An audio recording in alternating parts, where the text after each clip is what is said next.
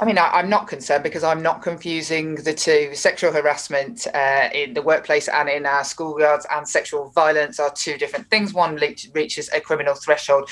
To say that the two things aren't connected, I think, would be wrong. If we don't tackle sexual harassment, the kind of sort of aggressive sexualization of girls that might be, considered to be banter in the schoolyard. If schools aren't doing anything about that, it's no wonder that when girls are raped in a school, which I'm afraid to say happens very, very regularly, and the government shouldn't be shocked by it because, again, they've known the data on this. But when that happens, it's not a surprise then that girls don't feel that they can come forward because what has been tolerated is unpleasantness. So I'm not saying that we should criminalise banter. What I am saying is we should criminalise sexual violence, which currently in this country we don't really do. As you use the expression very, very regularly for the instances of rape, how can you confirm that? What gives you the knowledge to actually put that out there, Jess?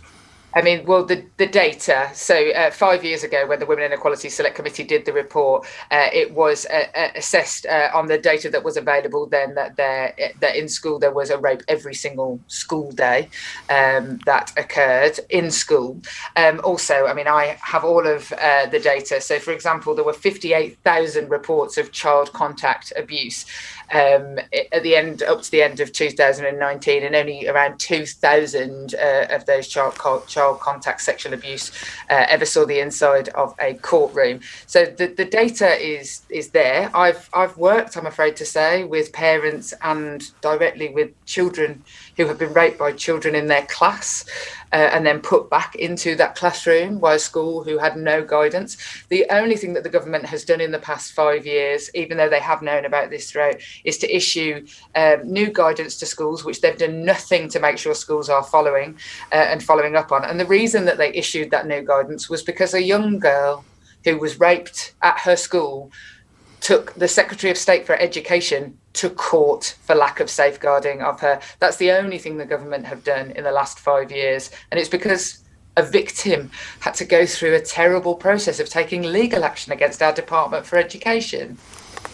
Let me ask you this. The Chief Constable, sorry to talk over you, Chief Constable Simon Bailey, who is the Child Protection Lead for the National Police Chiefs Council, is urging parents that they should shop their children, their sons predominantly, if they feel they've been sex predators or behaved inappropriately. Do you support that?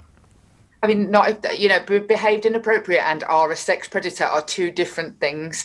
But I'm the mother of two teenage sons who have just packed off to their local secondary school, and I think that parents should be talking to their sons today, this week, next week, forever, about exactly what is and isn't appropriate, and should be able to rely on schools and our government to make sure that if people are coming forward to the police, that things are being reacted to, and that there are proper programmes about sexually harmful behaviours in boys.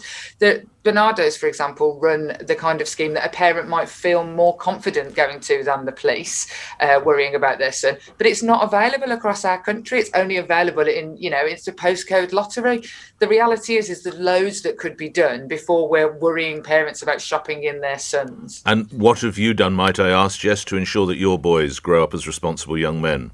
I mean, my sons grew up before I was a member of Parliament. They would sit under the desk in a women's refuge and a rape crisis centre when they were children. They understand consent. But my sons live in the society that they live in. And so every day I have to talk to them about what my expectations are of how they treat women. And not just me, but my husband. And in front of my sons, my husband frequently calls out other poor behaviour by his male friends or people in public. And we've got to all be doing that. It's, I have to keep my foot on the pedal because we all live in the same society. Jess Phillips, thank you for your time, your Labour MP.